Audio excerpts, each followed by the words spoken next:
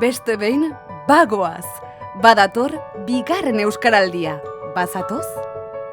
Pasada bat izan zen, nola bulkatu zen jende guztia. Txikien bila eskolara joan behar nuenean, eta hor, klaro, horrenbeste guraso, horrenbeste jende batera, bai. Ni ere nire txaparekin hor arro eta bizi poza edo, bai, energia pilo bat edo hor eskolarako bide hori hori. Pozik, baina baita ere urduri ez nekielako, norekin topatuko nintzen, txapa jarrita eramango zuen, aldatu behar nuen erregistroa, euskaraz hitz egin orain arte egin ez du nuen horbaitekin. Bizi euskara, ahoan. Beti prest belarria, euskarari guneak ireki.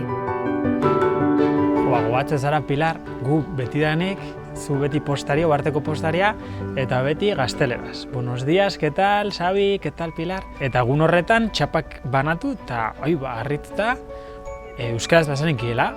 Gertatu zen zerbait magikoa, ez?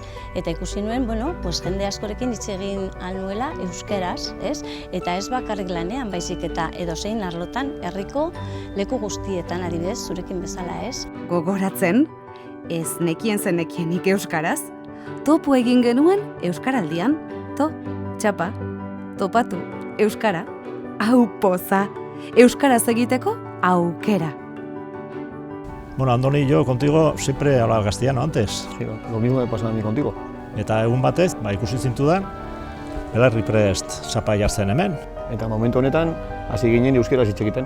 Eta euskal musika ere jotzen hasi ginen elkarrekin.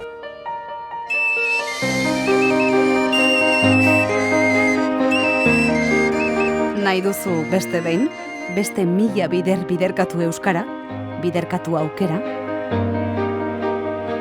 Gogoratzen duzu euskaraldia baino lehen etorri zinela niri txapa eskatzera eta gelditu nintzen harrituta.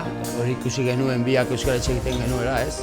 Pozgarria da ere, ez? Besteek ikus dezatela bianan ere euskaraz egiten dugula. Ezkutuan zena, agerian, ondokoa, lagun, ausardi kolektibo batean.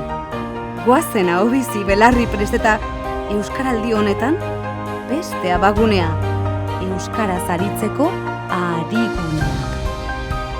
Badugu zer egin, egiteko euskaraz.